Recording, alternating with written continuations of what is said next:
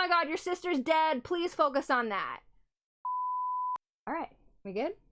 You guys ready? Talk about some books? Or just one particular book? Just the one. Just this one. Okay, so here we go. All right, I'm switching gears. I'm gonna move. I don't know what that is. I don't know what that is. Oh, I think it's an empty candle, or not an empty candle. I think it's a spent candle. Hang on. Yep, it's a couple of candles that are dead. They just happen to be next to the wheel of my chair, which I'm trying to move over. Okay, all right. So, what are we actually doing today in this stream?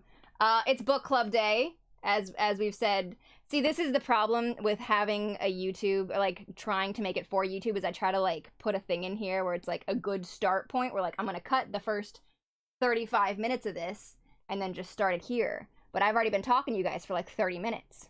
It is book club day for our October book. We read A House of Salt and Sorrows, and I'm really curious to see how the review portion of this, like your guys' review portion of this, is gonna go, because I, like, literally in the middle of reading this, I was like, I know some people are not gonna like this. Like, I get to a point, this is our 10th month of book club now.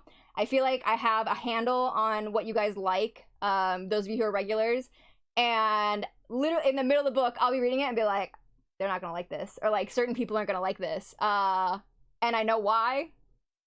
Halfway through was the turn for you. Was it the turn for the positive or for the negative? So, okay, House of Salt and Sorrows, I went into this, I think most of us went into this, like, not really knowing what it was, which is really what I do with most books now. I've kind of gotten out, I've gotten out of the thing where, like, I read the synopsis and, like, look into a book and look at the reviews before I decide if I'm gonna read it. And I do that thing now that I do with movies where I'm like, I know I'm gonna watch it, I don't need to watch a trailer, and I just pick up a book. I'm like, I don't need to read the dust jacket, who cares? Like, this person said that it was good, I know that it's got, like, these vibes, fuck it, let's go. So, that's how I went into House of Salt and Sorrows. I didn't know what it was about. I knew it was vaguely horror-esque. There was some element of, like, horror or spooky in it. And then the fact that the cover blurb is from Stephanie Garber, who wrote Caraval, I was like, okay, so it's gotta have some level of fantasy in there, and it's gotta be spooky. You're not wrong that it is. I don't think as a whole, we can predict, like, who's gonna think what about something, but there's definitely, like, an overall vibe, or, like, I know certain people are gonna think certain things about somebody. So, like, when this one started to feel, like, really YA, I was like, that's gonna throw some people, because I know there's people in book club who don't love YA, and, like, notice when something starts to feel very YA. So, like, I'll notice stuff like that. This book it wasn't bad. I guess we'll start with the good. So you always want to start, like, you know, say something positive, say something negative. I really was super invested in the murder mystery. If this book had just been the murder mystery and the ghost story, I would have loved it. The murder mystery I was so into from, like, literally the very second it started, because that's what it starts with, is, like, the sister's funeral. And so there's this whole thing where the book starts at the funeral, and you realize the sister that she is there for is the fourth of her sisters to die. And, like, they start feeling like there's almost like a kind of curse on their family. Why do they all keep dying? There are 12 daughters, now 8. And, like, immediately I was hooked into that. I wanted to know what happened to the other 3. I wanted to know if there really was a curse. I wanted to know how they died. And then when she starts, like, getting it into her head that her sister was murdered, which, first of all, I said Eulalie the whole time. And then I heard a snippet of Erin's audiobook where they say Eulalie, and that sounds so much more awkward. I don't know what it is, but Eulalie sounds way more awkward than my brain just going Eulalie. You're not wrong, check it off, man. It is too many kids. I was like, this is immediately a horror book, because 12 children sounds like a nightmare. 12? Although, okay, so here's one of the things that, like, right off the bat, I thought was really smart and was really good in the writing. So there are 12 children. And they're all characters, with the exception of, like, the 4 that are now dead. But they're all characters. I'm like, that had to have been a nightmare for the author to keep track of. But she did something really, really smart about where she made 3 of them triplets, so that already groups them. So you have like 9 kids and then a group of triplets. And then she had what they called the Graces, which was what? Verity, Honor, and Mercy. Thank you. Yeah, so grouping Verity, Honor, and Mercy into a group of 3, very smart. So like she navigated really, really well on grouping them.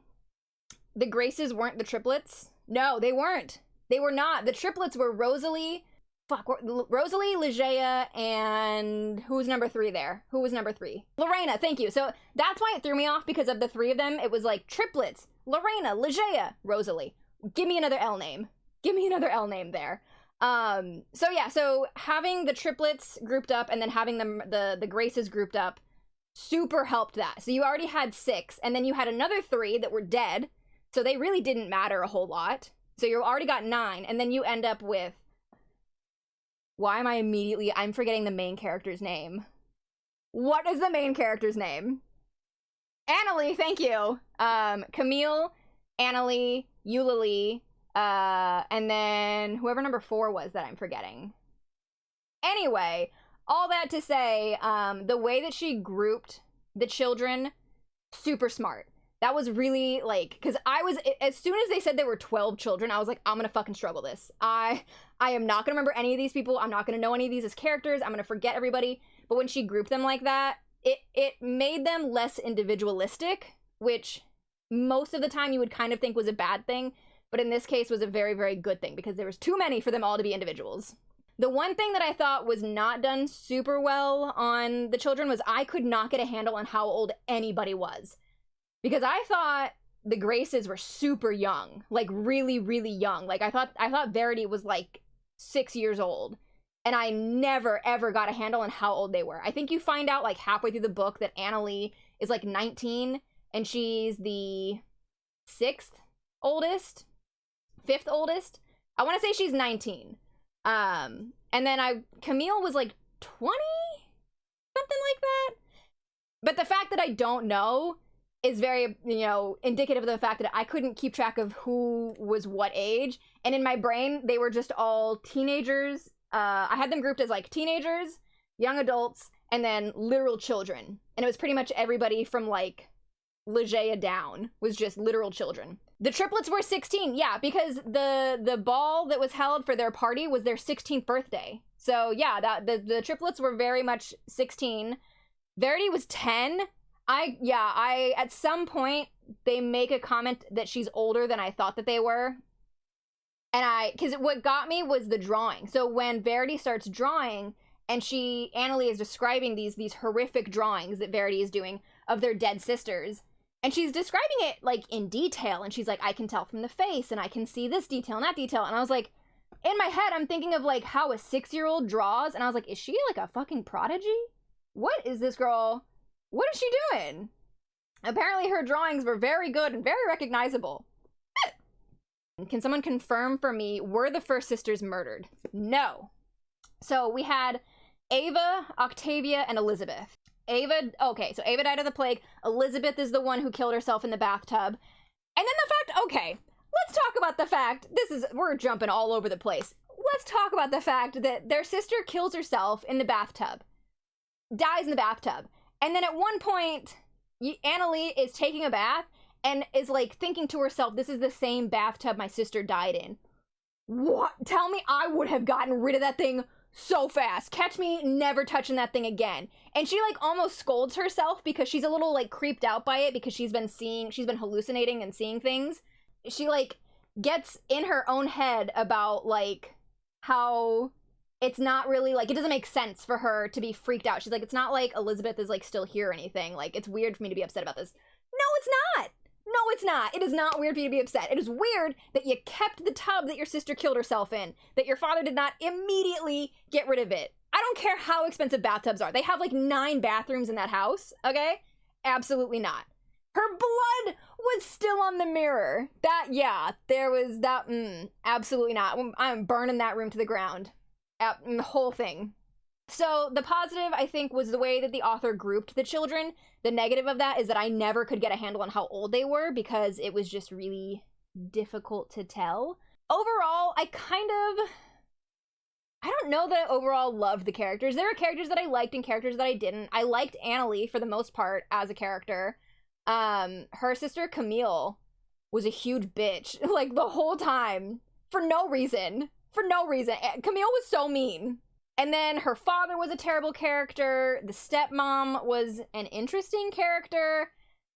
Fisher I liked, and then Cassius I really liked. But it got hard to attach yourself to anybody. I agree with whoever said there are too many characters. I don't know. I don't necessarily think there were too many, but there were a lot, and having that big of a cast does make it hard to connect with everybody. So that made it difficult, and then the fact that there is the underlying murder mystery to all of this made it difficult to attach to anybody, because I was suspicious of everyone. I was suspicious of everyone. Every time they introduced somebody, I was like, they did it. That's them. We started the whole murder mystery thing because Annalie, our main character, you know, Eulalie died by falling off the cliffs in the middle of the night. And she was like, that doesn't make any sense. Why would she have been out there? What was she doing? So she kind of goes and starts investigating. She yada yada yada, finds the locket with the hair in it.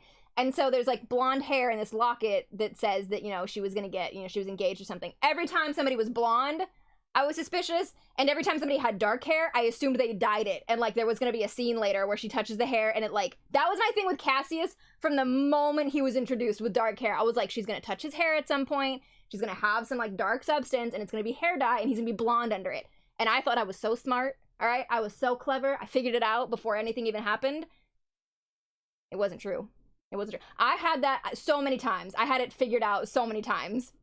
You assumed Cassius was the sea guy? Really? You guys both thought Cassius was Pontus? Interesting.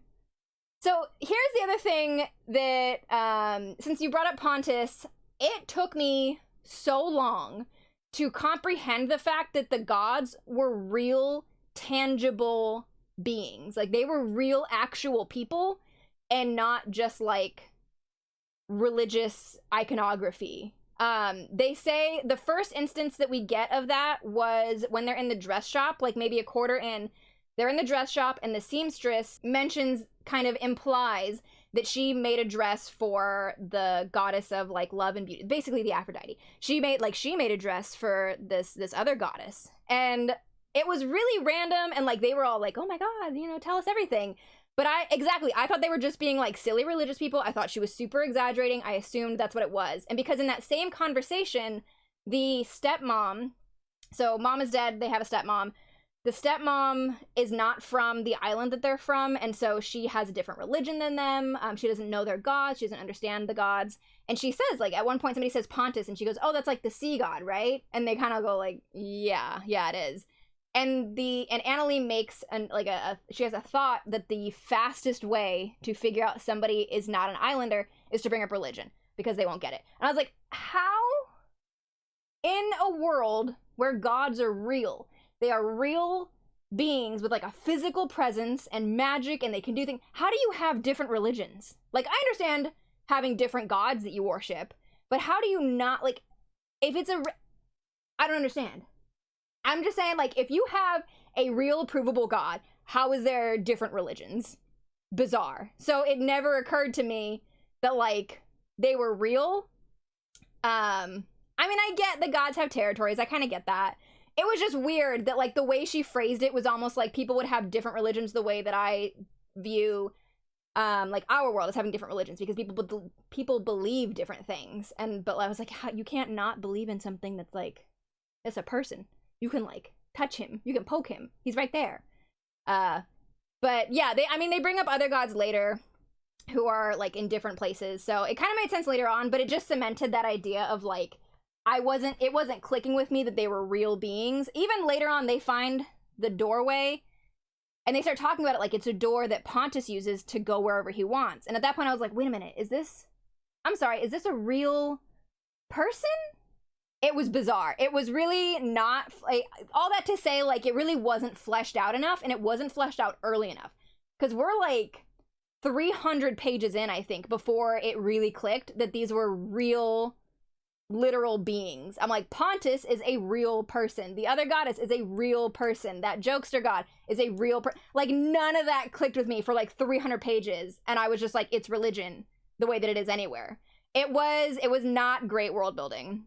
That and the fact that magic was real, because they go to that play, or no, they go to that festival, and Annalie remembers a past festival where during the play one of like the pyrotechnics caught the stage on fire, and there was a goddess there, and she like called down rain and, you know, had this magic rain that put out the fire. And it was literally at that point I went, holy fuck, wait, you guys have magic? Why am I finding this out 200 pages in that this world has real gods and magic? Where has this all been? It was bizarre. And because what that plays into, in my mind, and what made it way more confusing, was that Annalie thinks she's going crazy, or like doesn't want to say anything, that she's seeing ghosts. And in my mind, I'm like, you have gods and you have magic. Why are we drawing the line at ghosts? Why would you be crazy for seeing ghosts? Where is the line here? Because I'm not seeing what, I'm not getting it. There's a disconnect there. So given that this world is a fantasy world, it was just super bizarre that we were drawing the line at ghosts for no apparent reason. For no reason. It was weird. Especially with the stuff that happens later on. It was bizarre. It was weird. So that kind of all goes into just the idea that like the world building really wasn't there. And I think it's because this book tried to be too many things. If this had just stuck with the murder mystery and the ghost story and left out everything fantasy, leave out the gods, that gets tricky in the end, but you can make it work. Leave out the gods, leave out the magic, just make it a real life, you know, ghost story, whatever. And you can add in like a little bit, but trying to make it this whole fantasy world was doing too much. They were truly doing too much, and she didn't have enough time to focus on all parts of it. And it got really weird because the pacing of it was bizarre, because you would have like 8 chapters where we didn't touch the murder mystery at all. Just didn't even mention it. And then for like a chapter, you would get like a ghost story. And then for 7 chapters, it would be like a YA romance. And she tried to throw in like a love triangle there, and that got weird. The character of Fisher I really liked, but he was really weirdly utilized. They kind of brought him in just to be the like childhood best friend that's like now in love with her and create this weird love triangle thing. But this is one of those things that makes more sense as you get to the end of the book. But I have a note on my phone where I was reading, and I went, we haven't seen Fisher for, and I looked back through the pages, 11 chapters. And Fisher is living with them.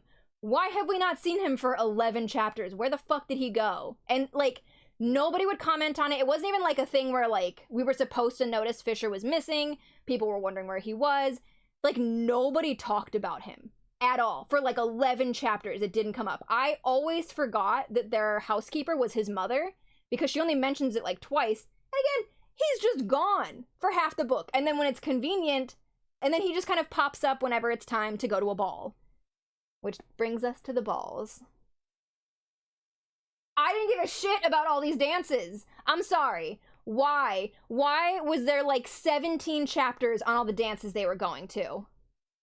Who cares? I want the murder mystery. But oh my god, we had to have chapter after chapter after chapter on their shoes and their dresses and the dances they were going to and how they got to the dances. And oh my god, I don't care. Who are they dancing with? What kind of dances are they doing? Oh my god, your sister's dead. Please focus on that. It was truly killing me. It was truly killing me. It kind of comes back to this whole thing of like, I get it in the end, but she spent way too much time on it. And like, I don't, why? Why? It made sense that the balls were a part of the story, but they were way too much of the story. And it kind of goes into that thing where like, this book didn't know what it wanted to be. It didn't know if it wanted to be a horror story or a YA romance or a YA fantasy romance, or like, it just did not know. It's an adaptation of a fairy tale called 12 Dancing Princesses. Is it really? I had no idea about that. Is that why there's so much fucking dancing in this book? There was too much. There was too much dancing. I truly didn't care about the dance. We haven't even touched on the dad. And so the father had this whole thing. So you guys remember the dinner party where everybody's there? He gets fucking hammered. He and his friends get hammered. And so he spent like $3,000 whatever their currency is, on all their shoes, and the cobbler told them, it'll last for a whole season, and all their shoes are falling apart, and he can't figure out why, because they're not telling him that they are going to these secret dances. And he gets fucking hammered, and then proclaims to all of the men at this table that if anybody can figure out why my daughter's shoes are falling apart, you can marry one of them. What was this whole storyline? It literally came to nothing. It was in there for no reason, because he has this really big blowout.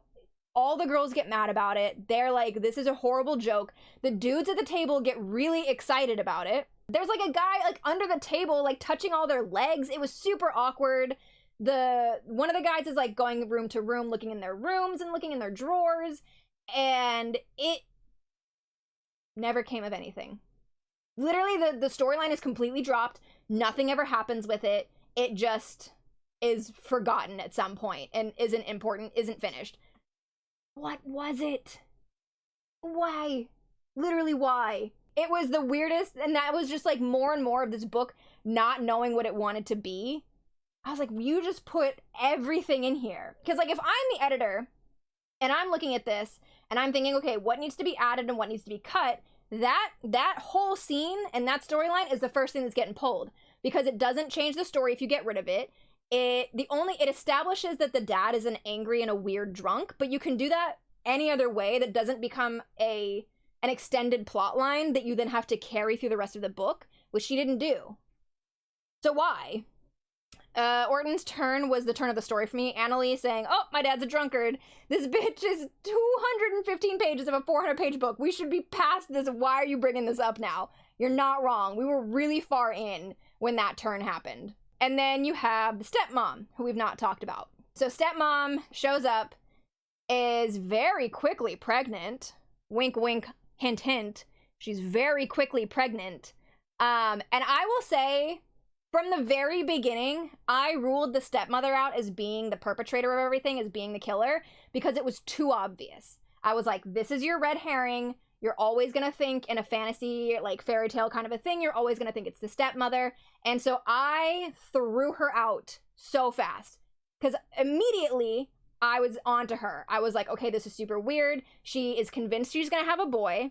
And because it works where she's from, she is convinced that her son, regardless of the fact that he's going to be the 13th born, will be the one to inherit everything. And she's clearly surprised when that's not the case. And I was like, cool.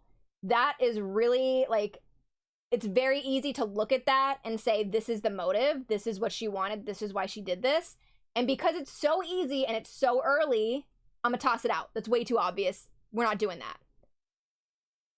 Stupid me. Stupid me. Which is interesting. It was a huge reverse red herring. It was. I was so convinced that it was Edgar, and then I was convinced that it was Cassius for a while, and I was going to be devastated if it was Cassius because I loved him. I was like, as soon as you introduce a dark-haired, handsome boy, no, I'm done. Who the fuck is Edgar? It was Eulalie's fiance. But you're right. Who the fuck is Edgar? There are too many characters. I don't know why I remembered his name. So I loved Cassius, and because I liked him a lot, I was like, I'm gonna get screwed, and it's gonna be him. Like, he's gonna be the one because I like him, and they're just gonna take this away from me. I legit thought Annalie had multiple personalities, and it'd be revealed she was killing her sisters. That would have been fucking crazy. That would be legit. And you know what? With the storyline and with the ending that she went with the end game that she went with, that absolutely could have been the thing. That would be crazy! Oh my god, that would have been, I wish that was the ending. That's so cool. Okay. So, we have not followed any kind of timeline on this. I'm just kind of, as always, talking out of my ass. You should write that book. So, what happens? Besides a lot and nothing simultaneously. We have all of these scenes with the balls, and then at a certain point it comes to a head, and when it really caught me and I was getting really into it, is I love an unreliable narrator trope. I love it. I go feral. When I realize that the narrator is unreliable, I get so excited because then I have to start figuring out, like, all the information that I have as a reader could potentially be wrong. Like, I think I know everything that I think I know could be wrong. I love that shit. So at a certain point, you kind of realize that Annalee is a very unreliable narrator because the things that she's seeing and the things that she's hearing may not be ghosts after all. You don't like the unreliable narrator? It's like you wasted my time for 200 plus pages. I love it when it's done well. Oh, especially when you don't know it. So, like, the thing that you don't like, I love. Like, I've spent 200 pages with this person, and I know everything that they know. And then you find out that they don't know things. I live for that shit, because there's another book that I read fairly recently that did that, and I was floored. So in this scenario, you catch on that something's wrong, but you don't know until the end. But basically, there's, like, this trickster god, and he has employed, to a certain extent, the goddess of madness, and she's been implanting hallucinations into Annalee's mind. And so all the things that we thought we knew, that she was seeing ghosts, that they were going to dances. So this kind of ties into the unreliable narrator, but, like, it got a little too much. So they spend so much time going to these dances. And they get there, but they found this magic door on their property that, like, leads wherever you want to go. And so they're going to balls all the time. And you find out at the end, no, they're not. The door doesn't exist. The dances they've been going to don't exist because they're all just standing in their rooms, dressed to the nines, dancing with nothing, totally dead asleep. But as far as they know, they've been going out and drinking and dancing and having fun and eating all this food. And when Annalee is at the ball and she starts to kind of see past that, and she notices that a lot of the punch they're drinking is blood, and the food on the table is all fish guts. And then there's, like, somebody blows smoke in her face and she can't remember anymore. Oh my god, that was where it got me. I'm like, where was this forever ago? If you had cut out, like, 50% of the balls and then made that happen earlier and then spent more time on that, oh, so good. What else has she seen that I'm basing all of my assumptions about the story on that isn't actually real? And I really like that. You want to talk about the gross shit in this book, though? Okay, it is no secret, I am not a kid person. I'm not a pregnancy person. I don't like it, it's not my thing. The stepmom is very, very heavily pregnant with twins. And it comes up a lot. It comes up a lot, and the one that got me is when she's got her whole, like, pregnancy belly, it's all distended and, like, causing her pain. And what's her name? Annalee is, like, rubbing lotion into it to, like, make her feel better, to make her, because her skin's all dry. And the way she phrases it, because it's not even, it would have been bad enough if she felt like a punch or a kick. That would have been bad enough. But the way she phrases it is that she feels like something turns over in her hand, or like under her hand, something, like, turns over. And she can, like, feel the spine, or, like, feel the fetus, like, turn over. No, ma'am. I was not having that. It was very uncomfortable. It was so gross. And, like, I get that that's a thing. I totally get that you can feel babies moving and like, I don't need it. It was very detailed. I didn't need it. I was like, of all the things in this book, that has been the most horrifying. What was the climax? What triggered the climax? The storm. Okay, so the storm triggers the climax. So they've got, it really was the worst kind of body horror. So the storm comes in. Oh, the kids start dying. I totally skipped over the fact that two of the other sisters die. Rosalie dies, and then Lenora dies? Because they both die together, right? They die, they freeze to death outside. So they both die. They disappear at a certain point. And then Annalee finds them frozen to death out in the backyard. Horrible. Two of the triplets die, and, like, no one cares. They do move on from it very quickly. Like, the only one that cares is the third triplet, because she's, like, about to kill herself over it. And they're like, we cannot leave this girl alone. This is bad. The last half of this book seems like a rough draft. Ooh, bold words. The description of how they fit in the coffin, because they put both of them in one coffin. Upsetting. Didn't need that. Okay. So, two of the triplets die. There's a big storm. So they're having, like, a party. So a bunch of the party guests are like, two of your kids just died. Like, I'm gonna leave. I'm gonna go stay at a hotel. Like, bye.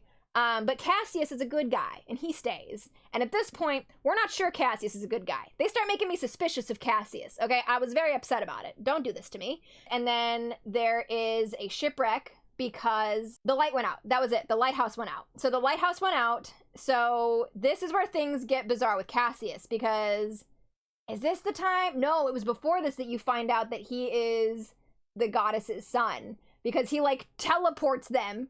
I don't know if he can fly or, like, teleport. It's not a teleport thing, because he can't do it in lightning, because they'll get struck. He's Percy Jackson. I haven't read that series yet, so that doesn't... I don't get the reference. So, anyway, he's a goddess's son. That's kind of where we find out, like, why he's been a little weird and why he knows things that he shouldn't know. Because... And this was both very sweet and very weird, because he knew her dead sisters in the afterlife, and, like, they talked about Annalie a lot, and so he was like, your dead sisters talked about you a lot and really liked you. So I felt like I already knew you, and then I met you, and now, like, I'm in love with you. And I was like, that's simultaneously really sweet, and there's something really off about it, too. I don't know about this. But okay, it was supposed to be sweet, so okay, we're good. So they teleport to Old Maud, to the lighthouse, and they're like, we gotta light the lighthouse. It went out for some reason. They find out the old man who runs it is dead, has been dead for a few days, and that's not too suspicious. He was really old. They're like, he probably, like, he was in bed, he died in his sleep. Then we go inside. When I tell you, I was so upset about Fisher.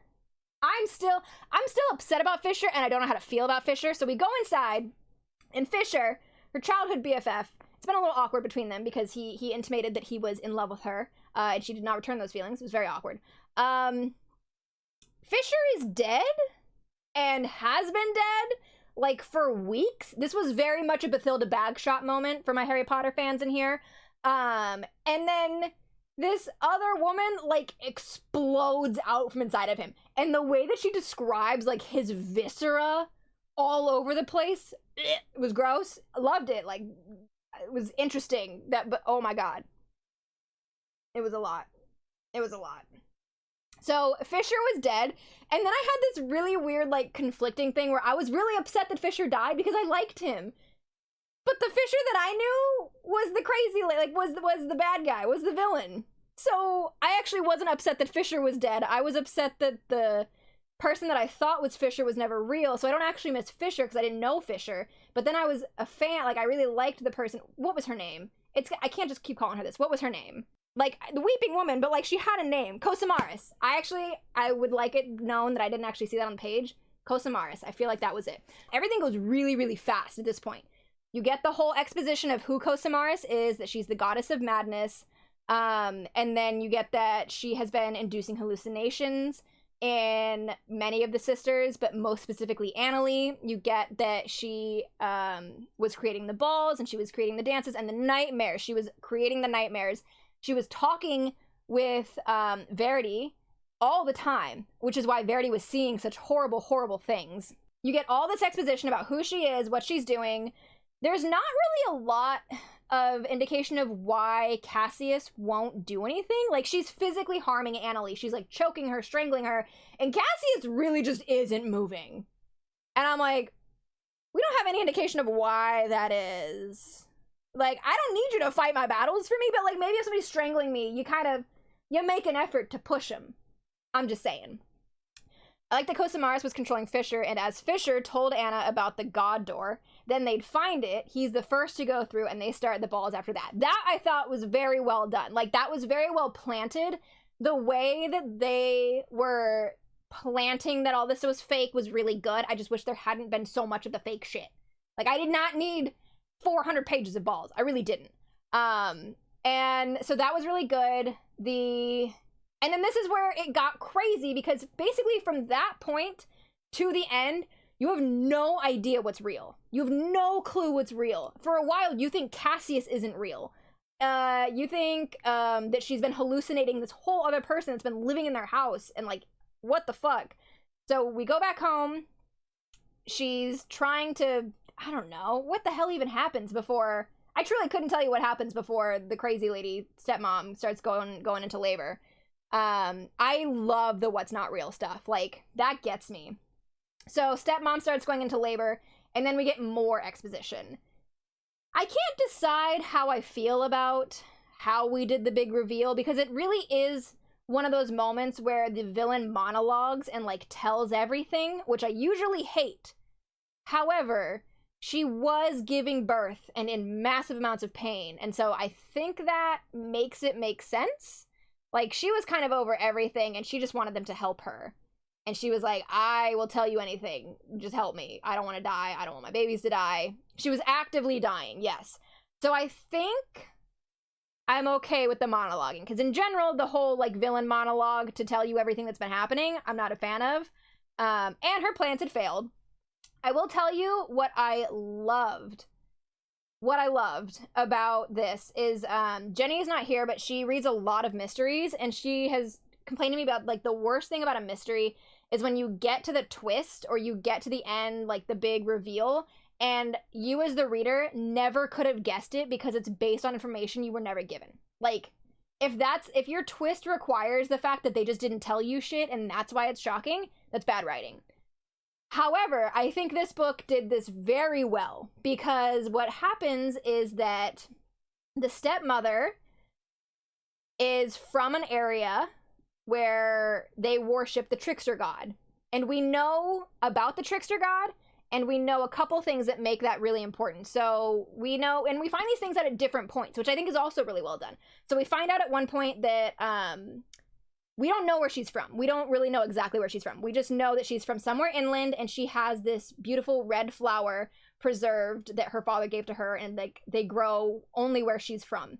And then, like, so we know that piece of information. We know she's from somewhere that has these gorgeous red flowers that only grow there. We also know, separately at a different time, that the trickster god is worshipped by these people in this very specific place that harvests this beautiful red flower that only grows there. And they're said at very different times, so that I didn't connect them. I think a lot of us didn't connect that, because they don't seem to be in any way connected. And we have those two pieces of information, and then we know that we don't really know where she's from. So I think this avoided that whole, like, we couldn't have had all the information, because we did have the information. We just didn't put it together. So I think, it sounds like, Star-Lord, you think that it does fall into that trap. I think it very expertly did not fall into that trap, because we had those pieces of information. We just couldn't connect them. Or not couldn't, we didn't connect them. Because it could have occurred to us that he's talking about a red flower, a very specific red flower that only grows here. And she has previously talked about this very specific red flower that only grows where she's from. And in this scenario, in a piece of writing, that would be super fucking bizarre if you had two different places that had two different red flowers that only grew there. So that is in hindsight, an easy connection to make.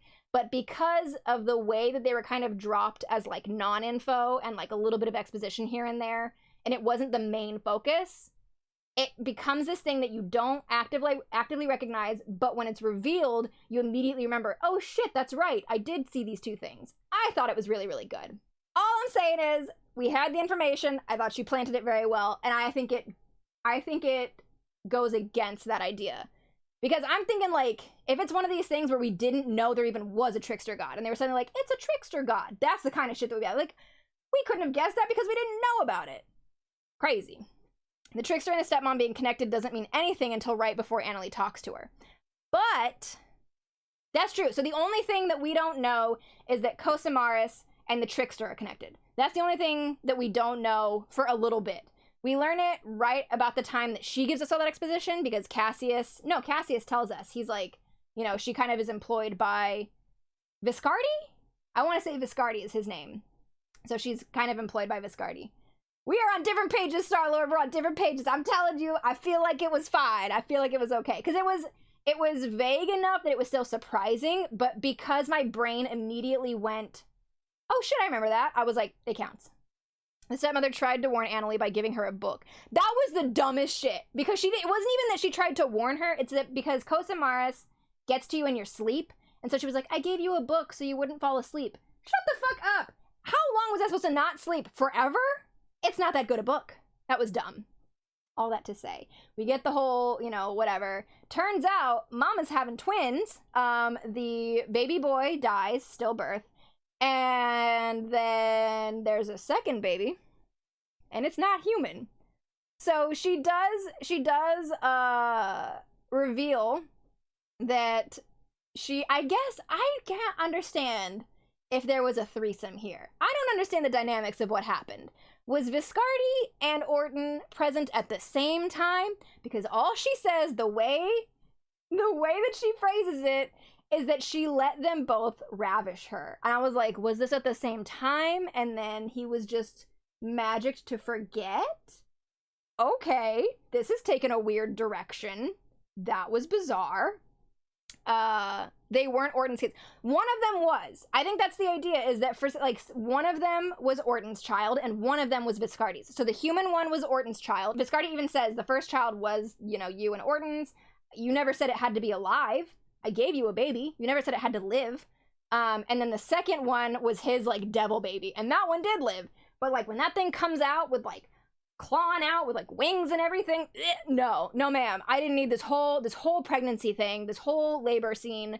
I was not feeling. And then the house burns down. Just to wrap everything up, the house burns down. She tells the whole story, everything that she did. I think at this point my note just says fucking men ain't shit, because she was the midwife for his first wife. And when his first wife died, he started banging the midwife. He was eyeing her while his pregnant wife was dying. This man ain't shit. It was this weird character differential from the father in the first half of the book to the father in the second half of the book being, like, different people. She did murder the first wife. That's right. I forgot about that. She poisoned her, and she was dying anyway. I did her a favor. It would have been slow and painful. You killed her. And then she started banging the dad, and then was, like, their relationship was moving too slow. He stopped talking to her. He ghosted her. She wasn't having it. So she made the deal with the trickster god and was like, you need to help me get pregnant, because then he'll have to marry me, and then I'll give him a boy, and then I'll have everything, and yada yada yada. So at the end of it was the stepmother, which felt like a cop-out. And I can't decide. I keep vacillating, because I wrote her off very early because it was too obvious, and so I don't know if that means that making her the ultimate villain was a good thing, because she knew that we would all write off the stepmother as being too obvious, so that when it actually is her, it is a crazy twist, or if it's a total cop-out and it was way too obvious and it was weird. I really can't decide. Like, I honestly don't know. I don't know about it. You guys think cop-out, just lazy? I feel like there were better options. Yes, wicked stepmother, 100% cop-out, total cop-out. I would definitely poison someone to put them out of their misery. Depends on the misery. So I spent way too long. I spent like an hour talking about that. That is going to be fun to cut down. So, and then, okay, so here's the thing. So the house starts to burn, and then most of the girls get out. The father goes back in and he dies, right? He dies in the fire as well. So the house burns down, father dies, stepmom dies. Viscardi absconds with his devil baby. They, go and live happily ever after. And then a handful of the girls survive. So at this point, we're down to 6 girls. Yeah, I think we're down to six girls. Oh, you're right. Viscardi ate the stepmom. I fucking forgot about that. I was so focused on the gross ass birth. He ate her. Oh, that was weird. It was weird because the way she phrased it was like, it seemed like stepmom was liking it at first. And I was like, I didn't need that sentence. That was a weirdly phrased thing. It was bizarre. But yeah, so Viscardi eats her. Dad runs back in to try to save her. He is never seen again. He dies in the fire. Camille inherits everything. They start rebuilding the house, yada, yada, yada. There are, two of the girls? One of the girls stuck inside. And then Cassius comes out with her. And then he dies. When I tell you I was mad. I'm like, you were not doing all this. And then it turns out that Cassius wasn't the bad guy, and you're still going to take him away from me. I was pissed. I was so mad. So he dies of smoke inhalation and burns. It was Verity. It was the most lazy and boring death. I needed a bigger death for the daddy. Yeah, that I would have liked, especially with such an asshole that he became, like I would have liked a better death for him. I would have liked for the stupid storyline he started to have ever been resolved in any way. I don't fucking know. Literally, what I thought the shoe thing was gonna come to was that Cassius knew because Annalie told him. And so if he, like, went to the father and was like, here's the answer, and now I'm gonna marry Annalie. Like, I thought that was gonna be their like, happily ever after moment. No. It literally came to nothing. There was no reason for it. I was very upset. Yeah, so he dies. And then I was like, no, like, he's part god. Like, we have magic. He's definitely coming back. But then there's like a 7-month time skip. And I was like, what the fuck? He comes back. But, like, it was weird. It was weird. I'm glad he didn't die. But I don't know that I needed the, like, died and then came back thing. I don't know that I needed that. That was bizarre. So what did I think of this book? After all of that. I think I vacillated a lot, and I'm still kind of on the fence between a 3 and a 3.5. And the only reason I kind of am like on a 3.5-ish is I really was super invested in the murder mystery. I was very invested in Eulalie's death and the rest of the sisters.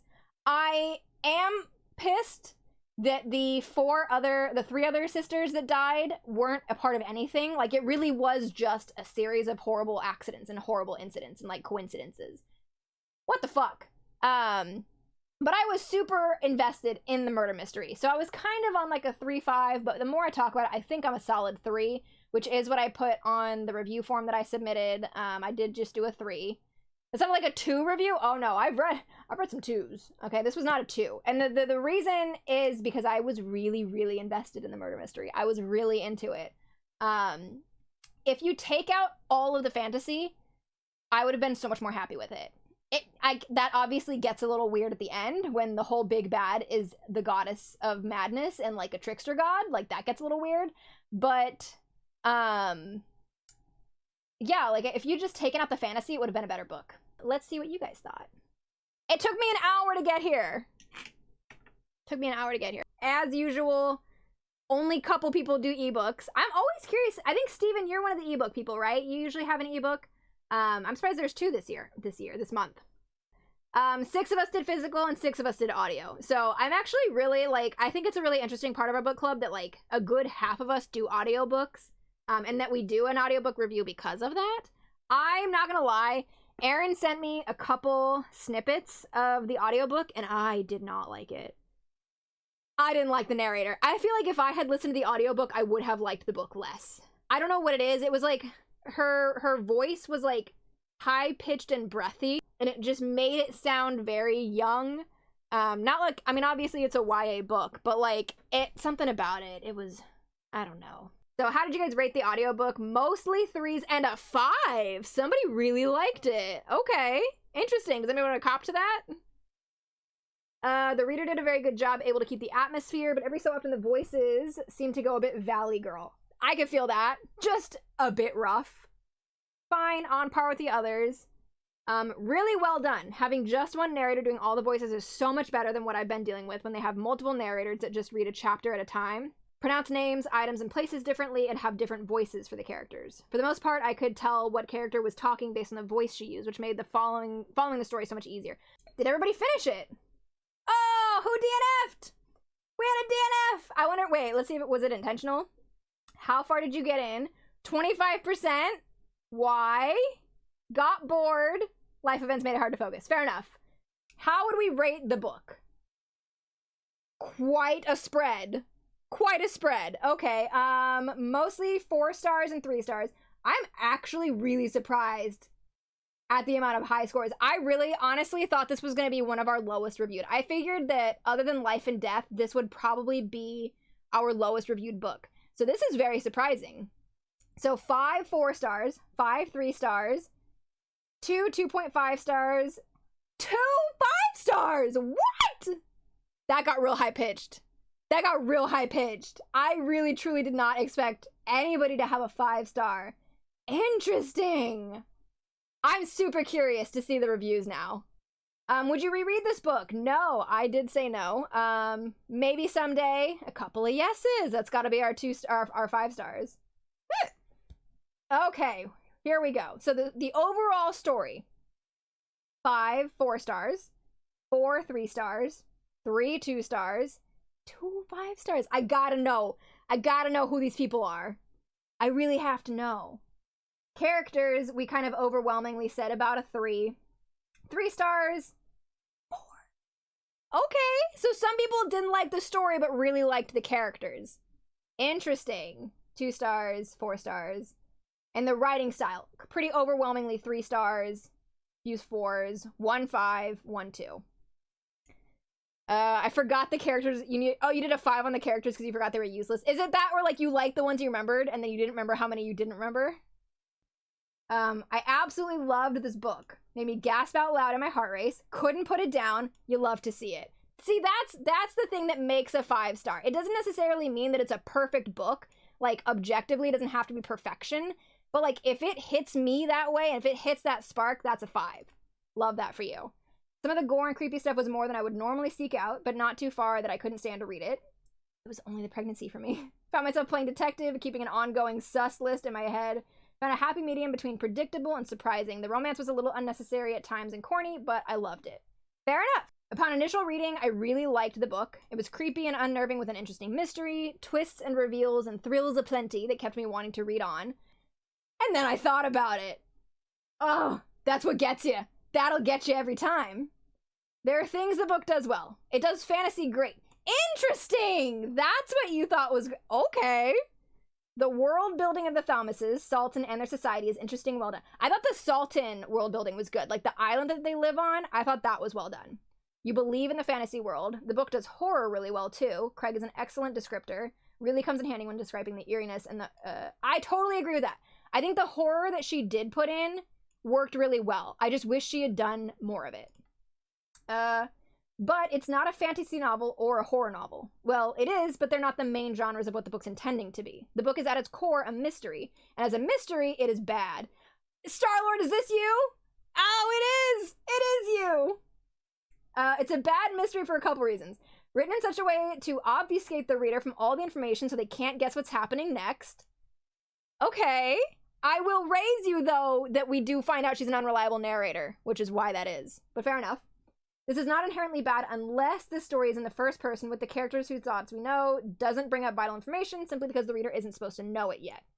You can totally have a third-person story, though, that is only focused on the main character's thoughts. I forget what the word is. The story will take things like Orton getting really mean when he's drunk, leaving the reader thinking, this is out of character, something must be going on. Only to be followed up with Annalie saying, Papa does this sometimes. That was fucking weird. It truly was. It really came out of nowhere. This would be okay if it was the beginning of the story, but it's smack dab in the middle. Becomes egregious at the end once the gods become involved. When the story turns and the weeping woman and the 3-headed dragon man, I forgot that's what he was. The 3 dragon-headed man are revealed. I, as a reader, sat thinking, is this supposed to mean something to me? Only for Annalie to come to my rescue with a lore dump that she already knows to explain to me how cool of a twist this is. This brings me to my next point. As a protagonist, Annalie does nothing. Literally nothing. You're not wrong. You're truly not wrong. Over the course of the entire novel, Annalie figures out nothing. Not one goddamn thing. I'm adding my own embellishment, apparently. She tries to solve the mystery and is always wrong, leaving other characters to explain what's going on to her, and then for her to translate us why the twists make sense. That is a good point. Ooh, you were on one about this. The novel could have been great. I totally agree. Could have been great. Here's 2 ways most of the issues could have been fixed. 1, have Annalie actually solve the mystery and do something actionable about it. 2, if you don't feel like doing that, have her save Verity at the end. It's a heroic moment, which would basically be the laziest way of saying that Annalie became a hero. In conclusion, a good fantasy horror novel is dragged down to the brine because it wants to be a mystery novel, and it is a bad one. A passive protagonist who solves nothing of consequence only for her demigod love interest to actually do something heroic. All of the twists have to be explained because they weren't seeded and foreshadowed properly, making a reread basically impossible. Show, not tell, is a valuable skill in writing, and when it came down to it, it told us, not showed us, everything that mattered. Whew! Can I tell you how much I appreciate your incredibly detailed review here? This book is the bastard child of Pride and Prejudice, how dare you, Chronicles of Narnia, and Game of Thrones, House Greyjoy. Okay. The overall scope kept me engaged, and it was suspenseful enough to be a quick page-turner, but lacked individual character development and story arcs. Agreed. Too many sisters to ever truly know any of them. Most of them just blended together. It didn't really matter which one said any of the lines. I craved more of the hauntings in Verity's drawings, ghost sightings. Thank you. It had a chance to be a horror novel, but ultimately didn't get there. Annalie and Cassius' relationship was fine, but nothing special. Again, just not enough arc and background with so many other characters. For example, Annalie blaming him for the murders was the perfect chance for more development, but it was washed over within a few paragraphs. Depending on the topic, I would still pick up another Erin Craig novel. So she actually has another book that just came out last month called Small Favors? Simple Favors? Small Favors. Small Favors. And I asked a friend of mine to tell me, because she's reading it right now, so I asked her, like, let me know what you think when you finish. It is not the same world, no. And she told me that as far as she's seen people who really weren't super involved or like super in love with House of Salt and Sorrows do actually seem to be liking Small Favors. So once she finishes it and like tells me what it's about and like gives me the lowdown on it, I might give that a read. And I'll let you guys know. If it's okay, I'm gonna copy paste my notes as I read the book. This book is like Little Women with House Greyjoy on the Iron Islands. What a trip! Everything is so damp and drab, not my vibe. I also want fairy shoes now. When's the drop? The transitions between murder mystery and period romance are a bit jarring. Fully agreed. Now what? We're going full, like, Lion Witch in the Wardrobe. This book is a hot mess of genres. Cassius is a demigod? What the fuck is that? Why do I always know which one is you? Every time I can look at it and go, this is Stevens. What is that? What is that?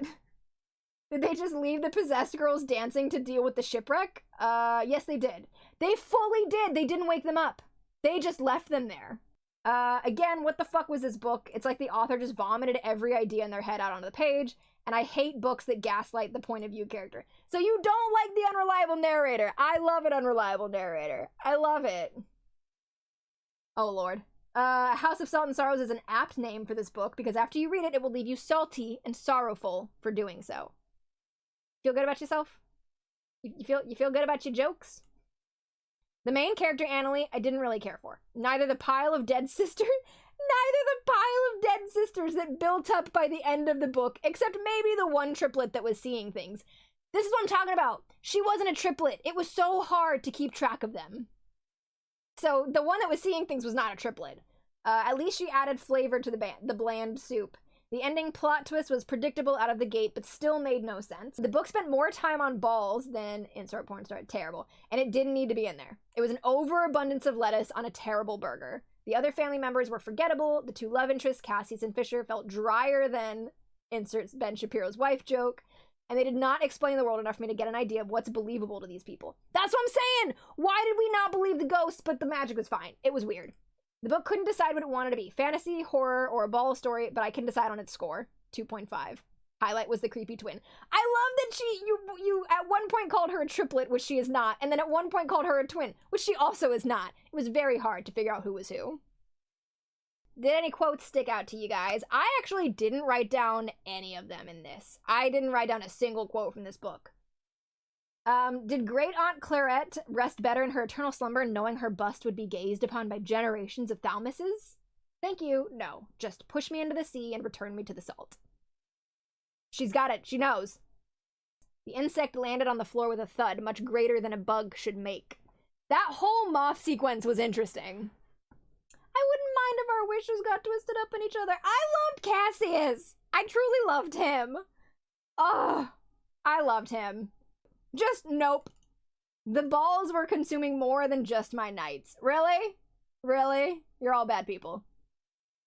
So, okay, hang on. So we had, where is, this was really, I think of all of ours, this was my most unexpected. I really thought this was going to be lower reviewed. I think based on partially what I thought and like what I thought you guys were going to think, and then based on the conversation in the Discord, but I realized not all of us were talking in the Discord. So I want to see what our average score is. It's about a 3.5. That makes sense. So our average score is a 3.57, which actually, now that I think about it, is pretty much about what I expected it to be. Okay, so let me switch out of this, and then we will figure out our November book. So our final two, it's either going to be Renegades or Atlas 6. I'm gonna tell you right now, one of these was significantly in the lead the entire vote until about 4 or 5 hours ago, when the winner took over and has held the spot ever since. How many votes are they separated by? They're only separated by 1 vote, which means they probably bounced back and forward the last however many hours.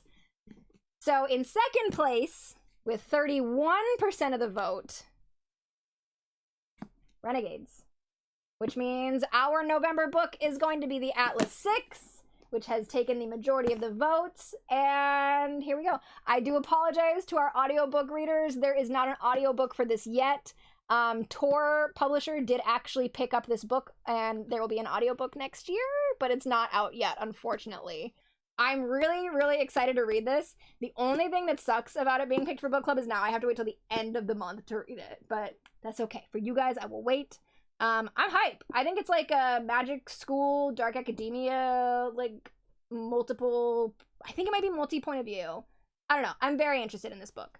Have a fantastic rest of your night. I will see you guys not tomorrow, but on Thursday for our next stream. We are officially out of the spooky season, so the decorations will be gone the next time that I'm online. Our graphics will be back to regular, hopefully, if I do it in time. And I will see you guys on Thursday.